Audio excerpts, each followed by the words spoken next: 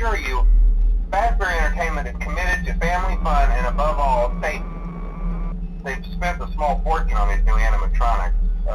Facial recognition, advanced mobility. They even let them walk around during the day.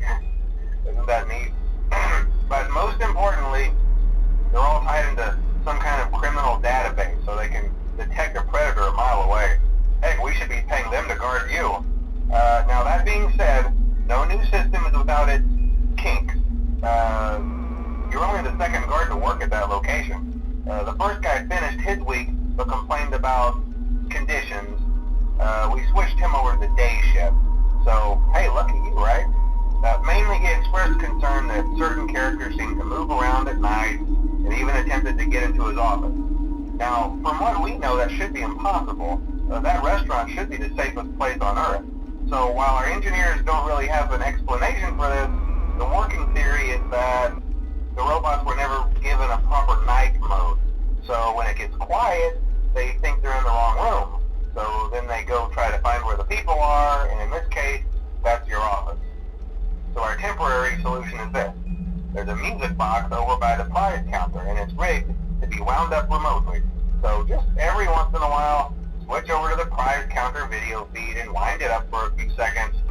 It doesn't seem to affect all of the animatronics, but it does affect one of them. And as for the rest of them, we have an even easier solution. You see, there may be a minor glitch in the system, something about robots seeing you as an endoskeleton without a costume on and wanting to stuff you into a suit. So hey, we've given you an empty Freddy Fazbear head.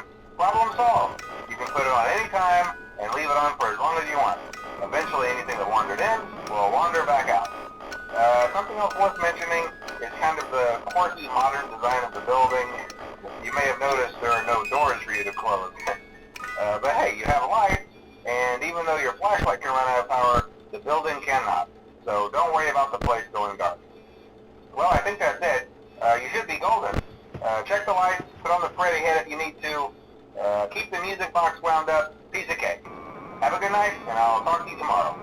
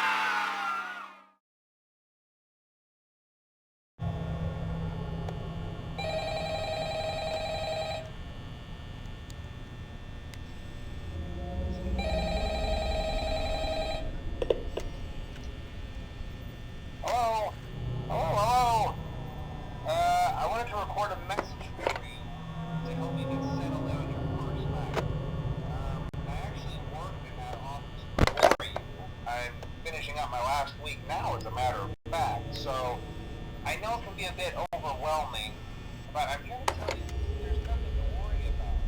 You'll be fine. So let's just focus on getting you through your first week, okay? Let's see. First, there's an introductory greeting from the company that I'm supposed to read. It's kind of a legal thing, you know. Welcome to Freddy Fazbear's Pizza, a magical place for kids and grown-ups alike, where fantasy and fun come to life. Fazbear Entertainment is not responsible for damage to property or person. Upon discovering that damage or death has occurred, a missing person report will be filed within 90 days or as soon as property and premises have been thoroughly cleaned and bleached and the carpets have been replaced. Blah, blah, blah. Now, that might sound bad, I know, but there's really nothing to worry about. The animatronic characters here do get a bit quirky at night, but do I blame them? No.